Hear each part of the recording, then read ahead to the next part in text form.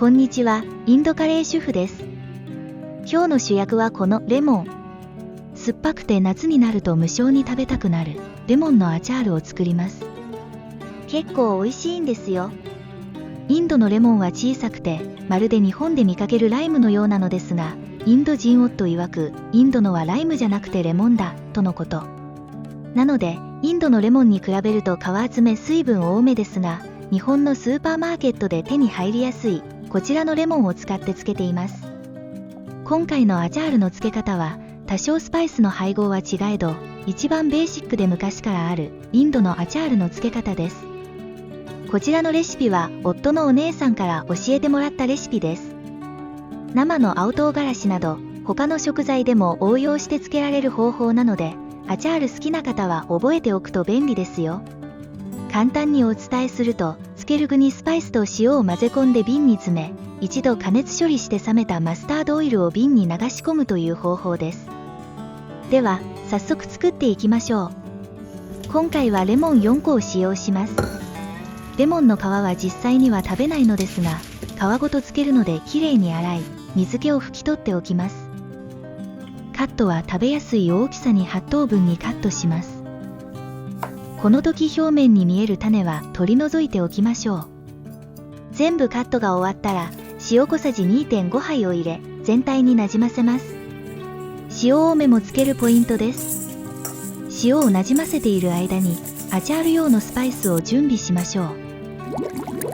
使うホールスパイスは5種類で、クミンシード小さじ1、フェンネルシード小さじ1、メティシード小さじ1、マスタードシード小さじ1、アジュワンシード小さじ1/2。こちらをフライパンで香りが出るまで弱火で50秒ほど煎ります。それぞれパウダースパイスとして売られているスパイスたちですが、インドの家庭ではアチャール用にはホールスパイスを煎って自分でひきます。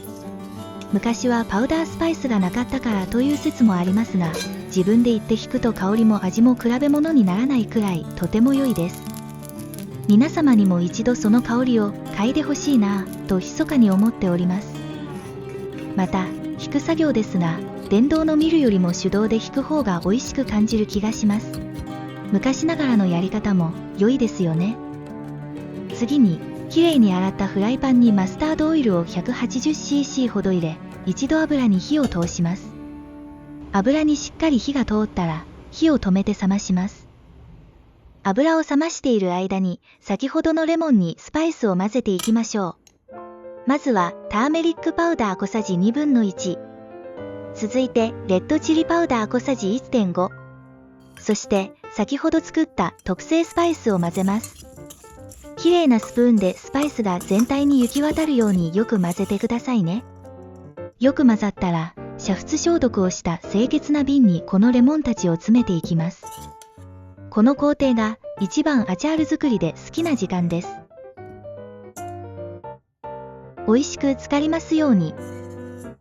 そしてマスタードオイルがしっかり冷めるのを待ちます。冷めたら瓶からはみ出ないように集中して油を瓶へ注ぎます。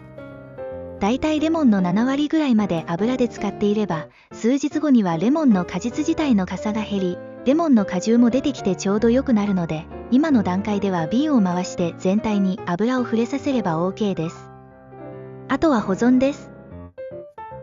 冷蔵庫で保存し、約2週間経過すると食べ頃です。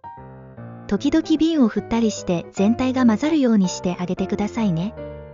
インドでは常温で保存するそうなのですが、日本の暑さとインドの暑さの違いもあり、せっかく作ったアチャールをダメにするのが怖くて、まだ常温保存は試したことがありませんが、冷蔵庫でもしっかり使って美味しくいただいていますよ。